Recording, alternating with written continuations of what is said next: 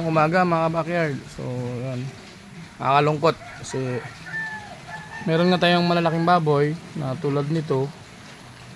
Ang problema naman mga backyard, kukunin lang sa atin ng 130. So kawawa yung mga grazer ngayon. Hindi ko alam kung makakabawi pa sa punan. Part ng negosyo talaga yung ganun. Pero sobrang baba talagang kuha. Oh, lalaki na mga katawan yan.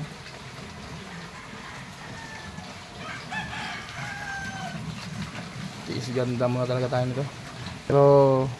Pero di bali mga kabackyard, meron naman tayong pang December hanggang February. So, ganun lang. Ganun na talaga ang buhay backyard dito. Backyard farming. Ito. Pwede siya sa December at January. Meron pa dito sa kabila, mga backyard. Ayan. Baka dito may tamahan tayo kahit paano. Lang, happy farming mga kabackyard.